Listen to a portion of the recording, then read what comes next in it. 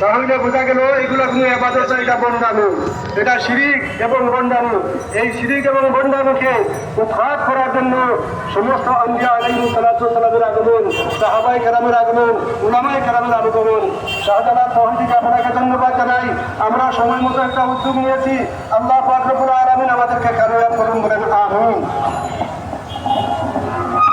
সংগ্রামী তৌহিদি জনতা, এ পর্যায়ে আপনাদের সামনে গুরুত্বপূর্ণ বক্তব্য রাখবেন হযরত শাহজালাল রহমতুল্লাহ আলাইহি তৌহিদি কাফেলার সংগ্রামী যুগ্ম আহ্বায়ক জনাব মাওলানা আব্দুল মালিক চৌধুরী।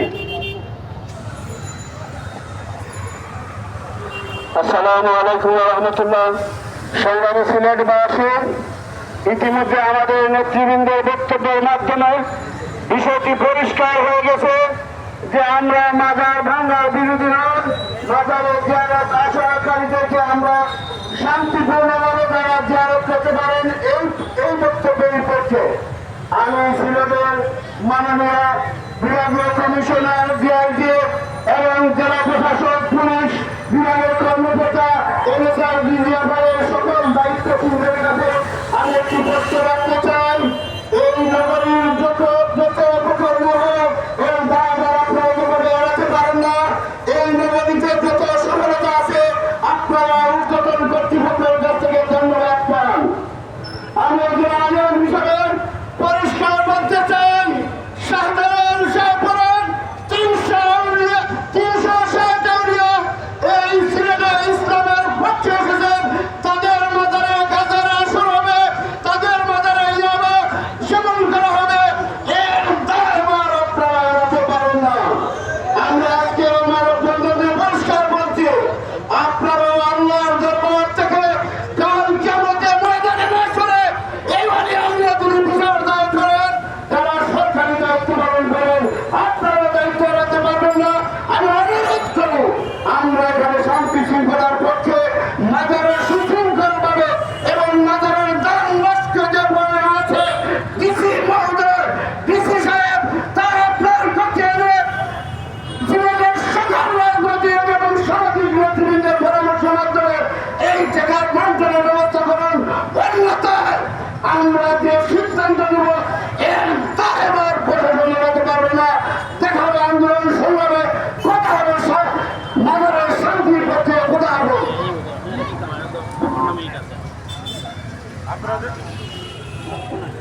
আমরা দেখতে পাচ্ছি ইসলামের সদস্যরা মুসলিম সরকারে রহমতুল্লাহ আলাইহি তৌহিদি কাফেলার আসর মানববন্ধন কর্মসূচি অংশগ্রহণ করেছেন।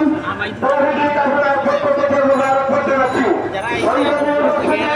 এই পর্যায়ে বক্তব্য নিয়ে আসছেন বিশিষ্ট রাজনীতিবিদ, সাবেকমন্ত্রী, জামিয়াতুল কুরআনের স্বপ্নগ্রস্ত হযরত মাওলানা ইবনুদ্দিন সাহিবুল পাশা চৌধুরী। আসসালামু আলাইকুম ওয়া রাহমাতুল্লাহি ওয়া বারাকাতুহু। সুপ্রিয় সিলেটবাসী, হযরত শাহজালাল রহমতুল্লাহ আলাইহি তৌহিদি কাফেলা সিলেটের ভিতরে আয়োজিত আজকে মানববন্ধনে উপস্থিত সিলেটের নেতৃবৃন্দ, মাজারের পবিত্রতা রক্ষার দাবিতে সিলেটের বিভিন্ন পাড়া মহল্লা থেকে আগত ইসলাম প্রিয় তৌহিদি জনতা, জাতীয় যুবক সংগ্রামী বন্ধুরা, সুপ্রিয় সিলেটবাসী, আমরা শান্তিপ্রিয়, আমরা শান্তি চাই। ইসলামের নবী মুহাম্মদ আরবি সাল্লাল্লাহু আলাইহি ওয়াসাল্লাম শান্তির জন্য, কল্যাণের জন্য রাজনীতি করেছেন, দিন প্রচার করেছেন। শাহজালাল মুজিবুর রহমতুল্লাহ আলাইহি 16 আমিন থেকে কুসংস্কার দূর করার জন্য শিরক এবং বিদআতের বিরুদ্ধে সোচ্চার হয়ে সিলেট রাস্তায় গিয়েছিলেন। আমরা একই জন্য শাহজালালের জাতির সন্তান হিসেবে আমরা করে ধরব। আর শাহজালাল মুজিবুর রহমতুল্লাহ আলাইহির মাজার, শাহজালাল রহমতুল্লাহ আলাইহির মাজার সহ বিভিন্নভাবে ওনাদের শিরক এবং বিদআতের আখড়ায় পরিণত হয়েছে। সিলেটবাসী কোনোভাবেই তা মেনে নিতে পারে না। আমরা শান্তিপ্রিয় হিসাবে আজকে মানববন্ধনের মাধ্যমে জানিয়ে দেওয়া চাই, সিলেটবাসী সোচ্চার রয়েছে। আমরা আমাদের দাবি বাস্তবায়ন পর্যন্ত আমরা মাঠে ময়দানে প্রশাসনিকভাবে, সামাজিকভাবে সেই আন্দোলনকে বেগবান করার জন্য সচেষ্ট থাকবো। সবচেয়ে মুখ্য বিষয় হল আমি সিলেট শহরের বাসিন্দা।